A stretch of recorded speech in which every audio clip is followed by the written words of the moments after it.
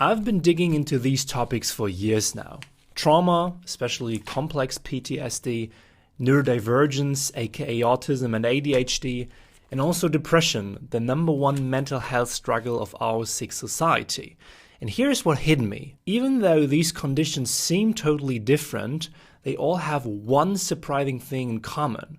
There is a hidden overlap, and most people, including professionals, miss it. But here is the twist where it gets interesting for you and me. That overlap doesn't just explain why so many of us are misdiagnosed, it also reveals a whole new way to actually manage and heal what you're going through. And I will show you exactly how at the end of today's episode, after we dived into each of these three, so definitely stay with me and let's go. Welcome to this week's episode. If you're new here, my name is Robert and I'm not a healthcare professional myself, but instead I share a client's perspective here on this channel. So let's sum up first for each of those conditions what I've learned in the past years. Let's start with trauma.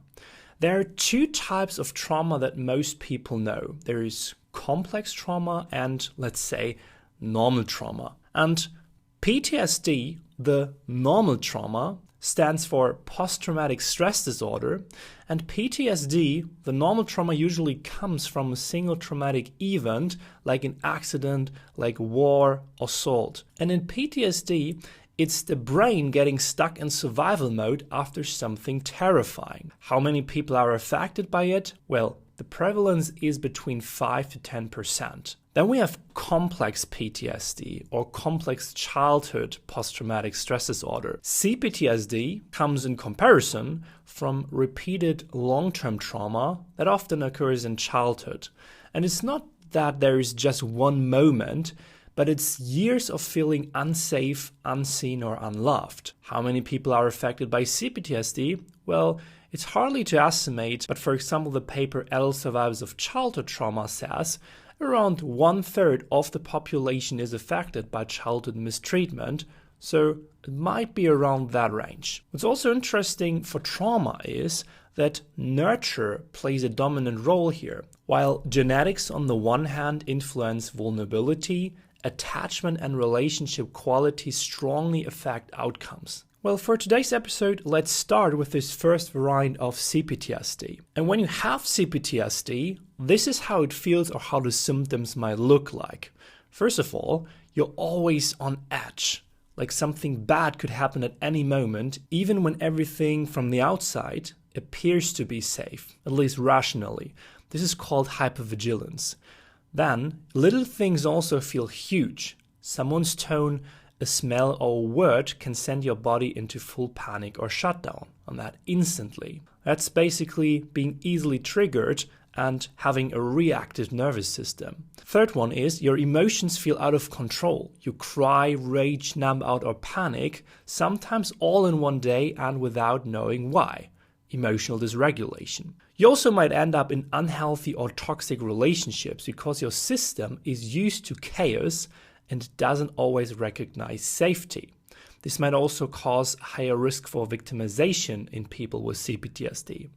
Relationships therefore often feel intense and unpredictable. You might love someone deeply on one moment and then have the sensation to push them away the next moment. Also related to interpersonal instability.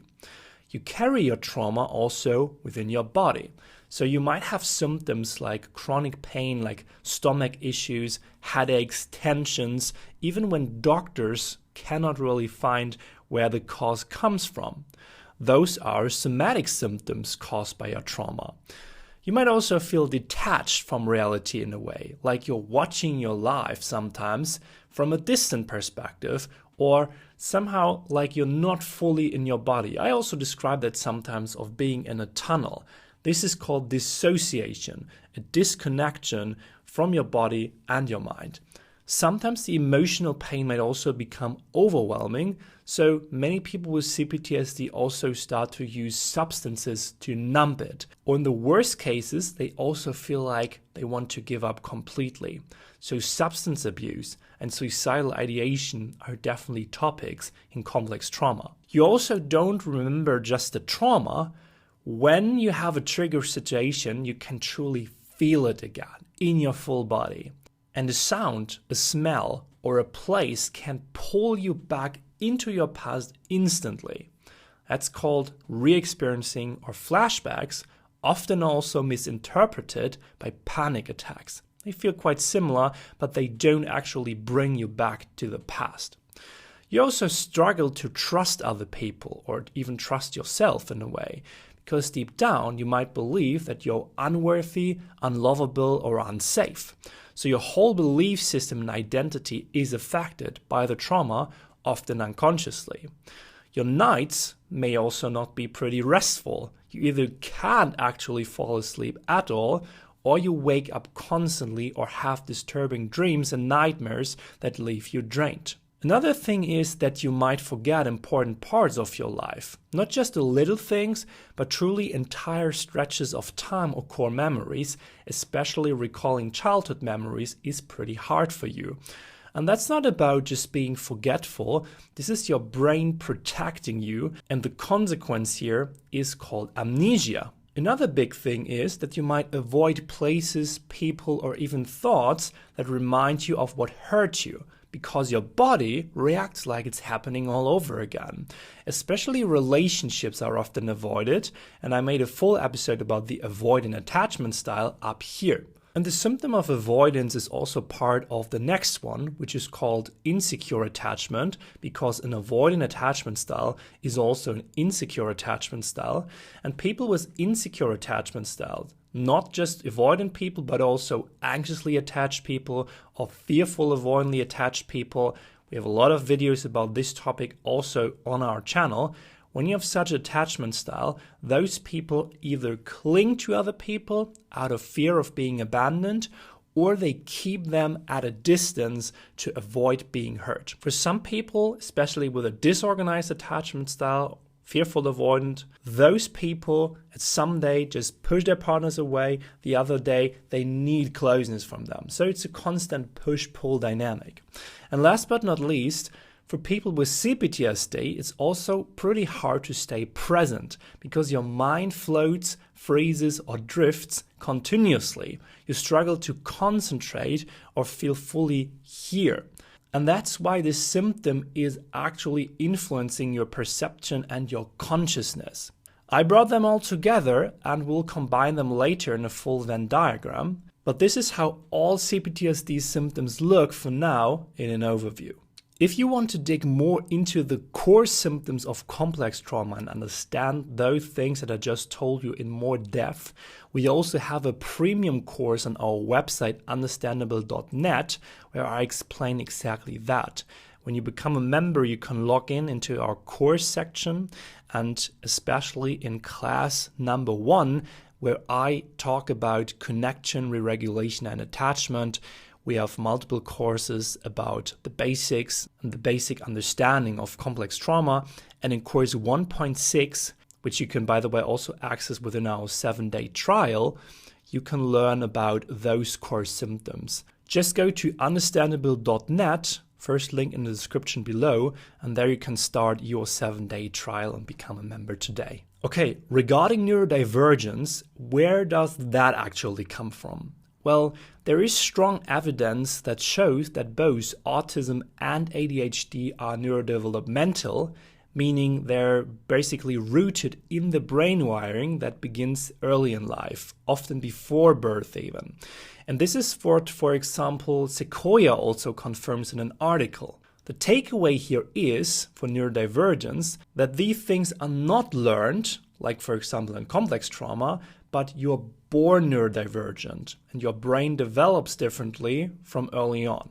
Therefore, in autism and ADHD, we are seeing an overlap of certain symptoms, like, first of all, we have the hyperfocus. When someone is in the hyperfocus, they can concentrate so intensely on something they love that the rest of the world actually disappears. You forget to eat, to respond to texts, or notice time passing. But it's not always a superpower to be in the hyperfocus. It can also be pretty exhausting, and it's hard to control when it kicks in. Then there's also burnout in people who are neurodivergent. When burnout happens, for example, autistic burnout, then your brain and your body completely shut down from doing too much, from feeling too much, or from pretending to be fine for too long. Autistic masking is also a huge topic here. You might feel physically sick when you are in the burnout. You feel emotionally numb or completely disconnected, like all of your energy is kind of gone. Then we also have emotional dysregulation, like in complex trauma, but in ADHD and autism. And for those people, your feelings can go from 0 to 100 within seconds. You might also overreact to things that you know are pretty small, but your body doesn't care because the reaction is kind of already happening to you. Then you feel everything super deeply, but you don't always know how to express it safely. There's also a high risk for victimization, and because of social confusion or naivety, you might miss red flags in other people, or you get taken advantage of. You might also people please to survive in a way, or you trust too fast. You stay in unsafe situations because you don't want to mess up relationships. That's a difficult topic, especially for people with autism, because some of them definitely struggle to get social cues right. Then we have substance abuse and suicidality as well in ADHD and autism. And that's, of course, when the world constantly overwhelms or misunderstands you, then some people turn to substances to cope. And others also feel like they don't belong pretty much anywhere because our performance-driven society just isn't a great place for neurodivergent people. The pain of being chronically unseen can then lead to hopelessness, even when you're doing everything right. Then there is an affected belief system. After years of being told that you're too much, too loud, too sensitive, too lazy, don't get things right, you start to believe that something is entirely and deeply wrong with you.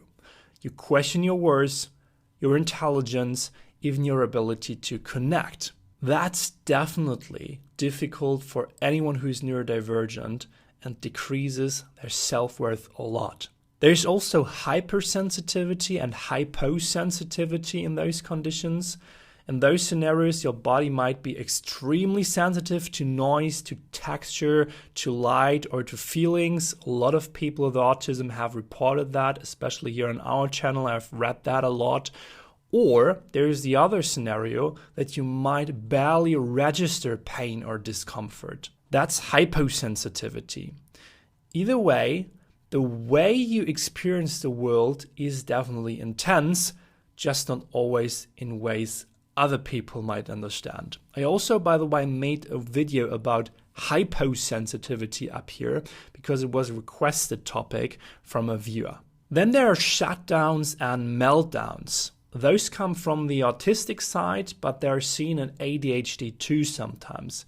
When you're in a shutdown or in a meltdown, then it feels like you're hitting a wall. You can't really respond. You either shut down completely or you explode emotionally because your system is overloaded. And afterwards, you feel shame, you feel exhaustion, and you feel confusion.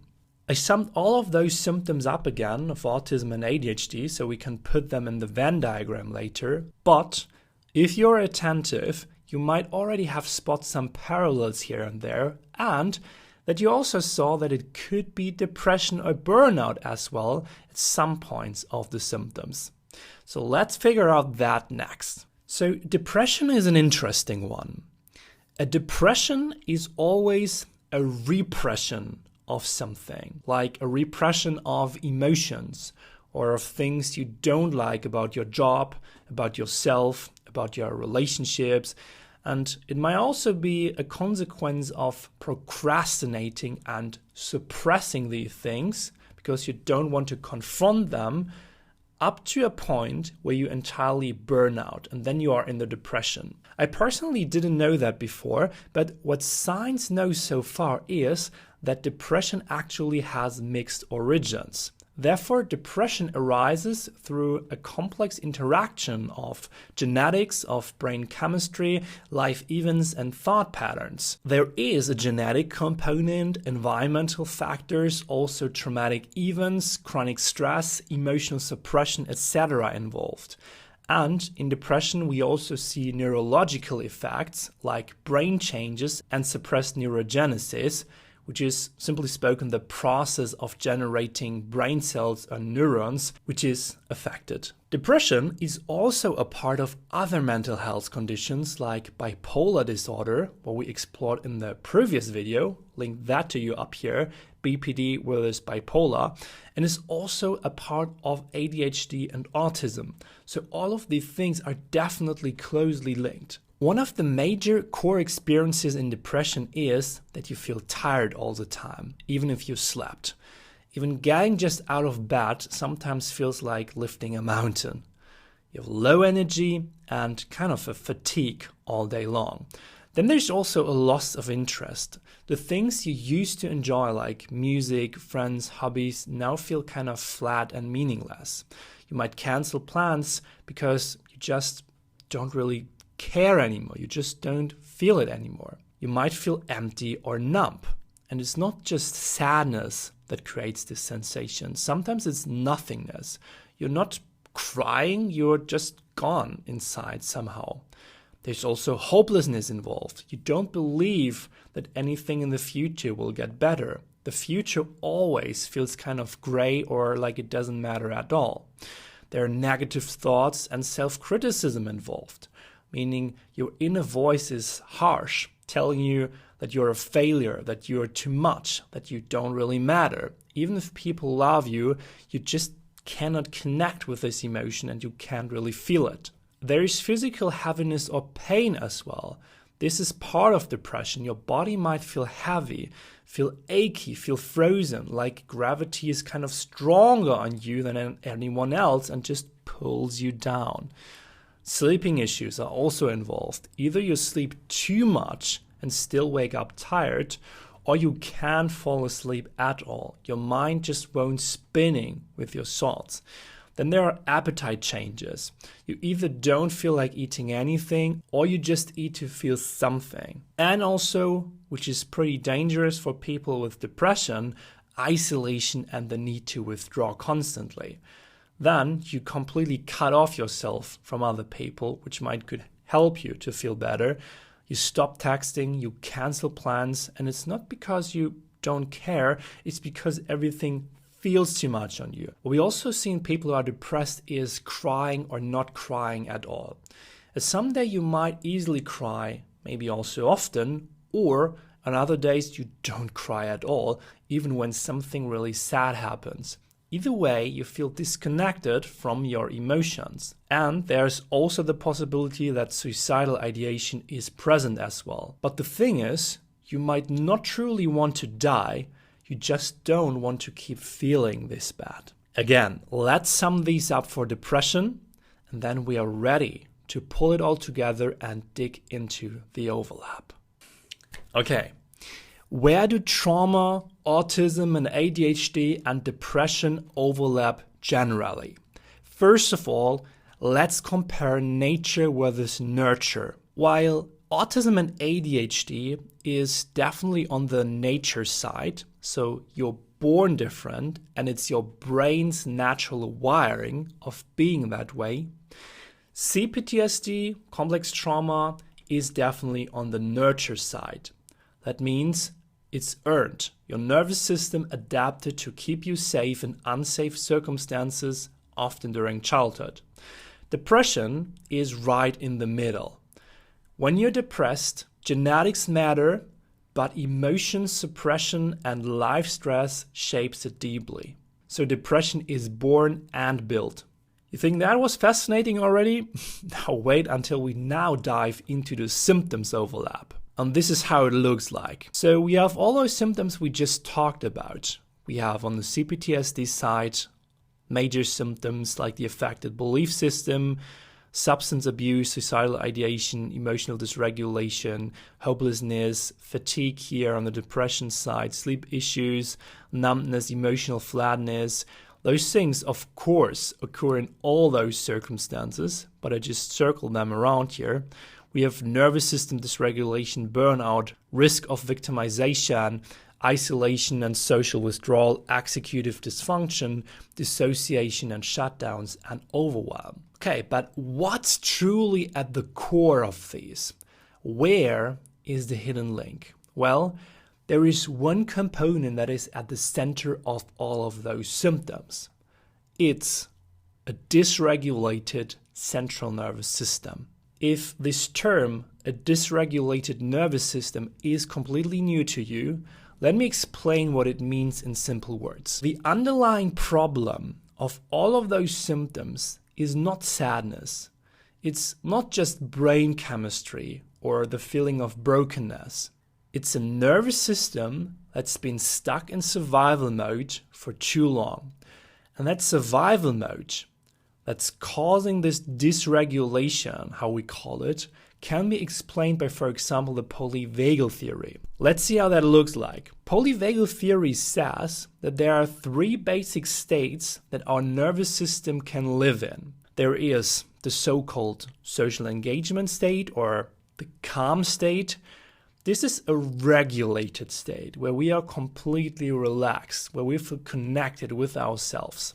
Then we have the sympathetic states. This is the flight state, running away, anxiety, panic, fear, and the fight state, ready to fight, rage, anger, frustration. But there's also the freeze state. The freeze state is when we get numb, when we feel helpless, shut down, when we dissociate. And with trauma, your body is constantly bracing for the next threat, even if you rationally seem safe now. With neurodivergence, your system gets overwhelmed by a world that was never built for your sensitivity or your wiring. And with depression, it's like your system has shut down completely because it gave up trying to keep up with the pressure you're living in. So different experiences, different path, but the same root.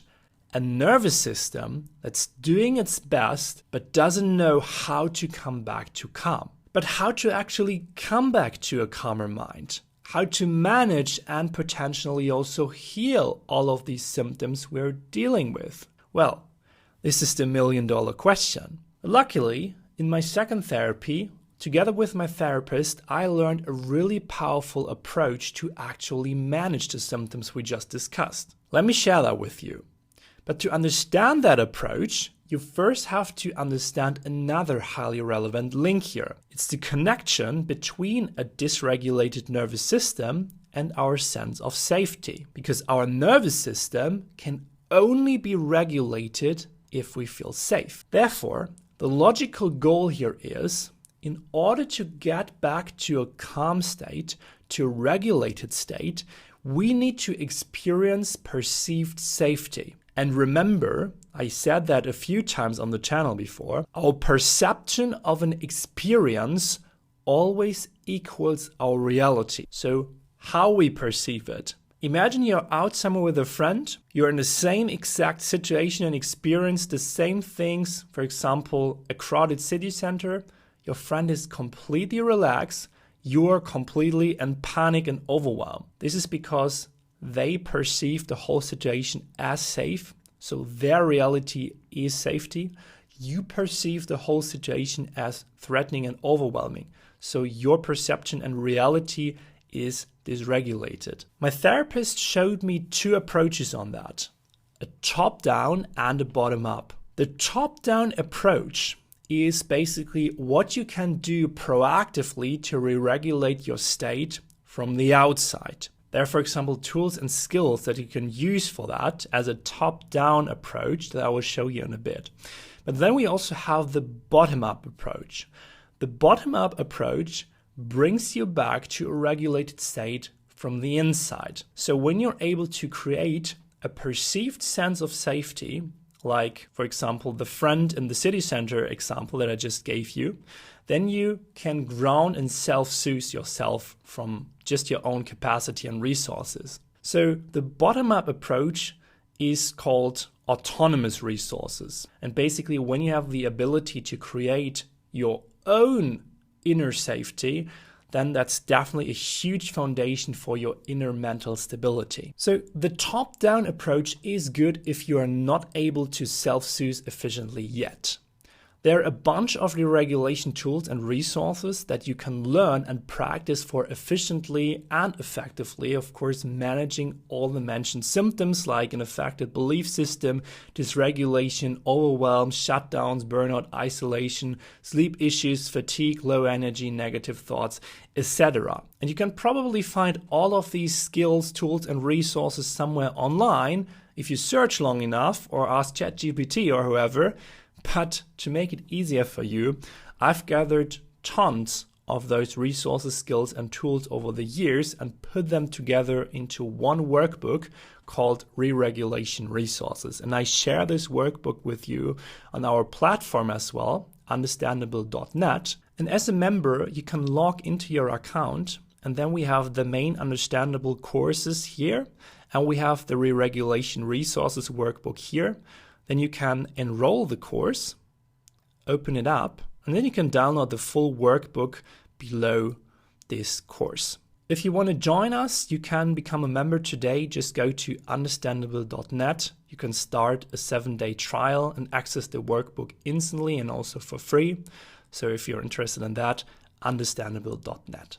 The other approach is the bottom-up approach, and this one did true wonders to me in terms of my sense of inner safety. But what is behind that abstract term of building autonomous resources and inner safety? And I see that so many people here on YouTube talk about self-love, accepting yourself, or just being authentic in order to feel safe and confident. But how in this world does this actually work in practice? Well, let me explain to you which solution I developed after years of therapy that helped me regulating. But regarding that, let me tell you one brutally honest truth here up front as well. The fix that you might be looking for is not to get rid of the symptoms in order to feel better. What? So the solution is actually not to never feel hopelessness, emptiness, dissociation, overwhelm, shame, anxiety, sadness, etc. anymore. The actual way to re-regulate is to offer yourself something called self-containment. It's to learn the ability to truly hold your own state and emotions instead of getting rid of them, which, as a consequence, when you learn that, when you stopped pushing those emotions and symptoms aside, the ultimate consequence is gaining an inner sense of stability and safety, and doing that in any given life circumstances. Why is that working?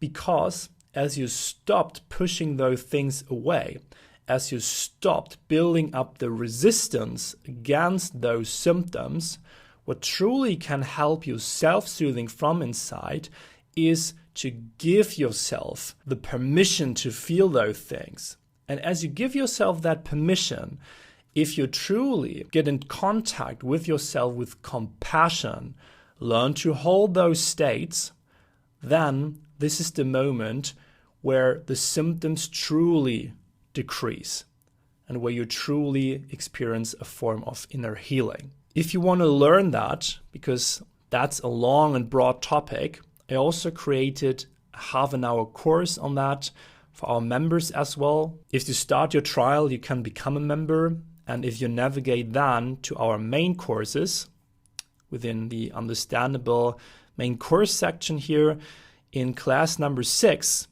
we have a course called Reparenting and Building Self-Containment for a Life Free of Trauma Symptoms. And in this course, I explain step by step, including with an exercise, how you can learn that skill. Well, after now hearing all this, maybe you're watching this because you have been diagnosed with depression. Maybe someone said to you, you might have ADHD, or maybe no one's actually mentioned trauma before, but something in you still aches in a way. So what if instead of asking, what is wrong with me, we start asking, what happened to my system. Because when you look beneath the symptoms, the shutdown, the overwhelm, the constant masking, what you will often find is a nervous system that's been trying to protect you for a very, very long time. So you're not lazy, neither crazy, you're not broken, you're not too much, you're just understandable. And you deserve support that sees the full picture, not just the label. That's it for today's episode. Where do you find yourself within those diagnoses? If you want to share that, let me know in the comments below. If you want to support the podcast, subscribe on YouTube, leave a like, rate the podcast on Apple Podcasts or Spotify. That will help us a lot. And I see you next Sunday for another episode here on the channel. Have a great day.